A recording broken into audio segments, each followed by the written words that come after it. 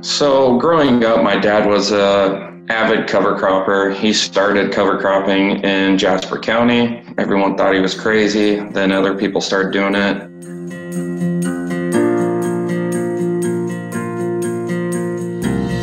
Hello, I'm Ben Allen with Indigo.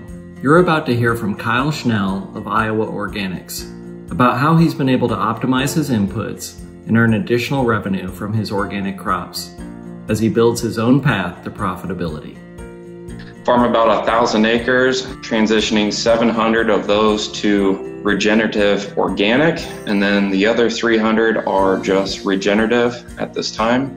This year it was so wet while everyone was putting anhydrous on, I already had my oats planted and was starting to plant corn. I personally don't use anhydrous anymore. The pressure to get my corn on and soybeans have reduced. You don't have to race to spray your crops right after getting planted. You can come in 2 to 3 weeks later and spray your herbicide. The pressure to get things done isn't there anymore.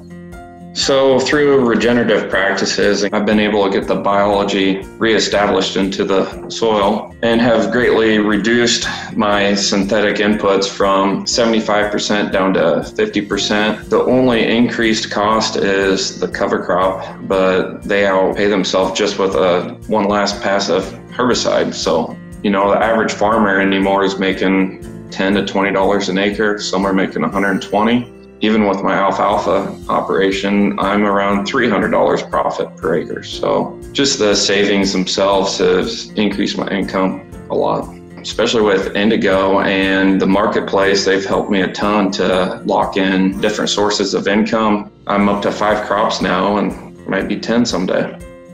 Last year I did custom grazing with a local farmer. You could see actual pockets where the cattle had left their manure and it was so green, and then they were actually a foot taller than the rest of the rye. So right there just shows I got a long ways to go within my soil.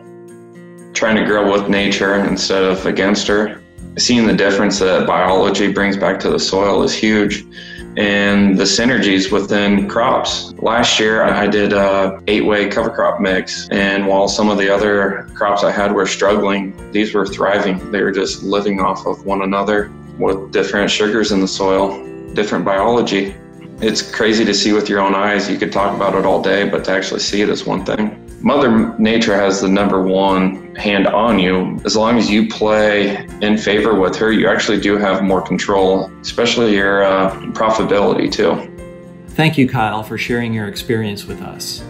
Now let's get a closer look at the economics playing out on Kyle's farm. Here's a conventional P&L for soybeans in Iowa.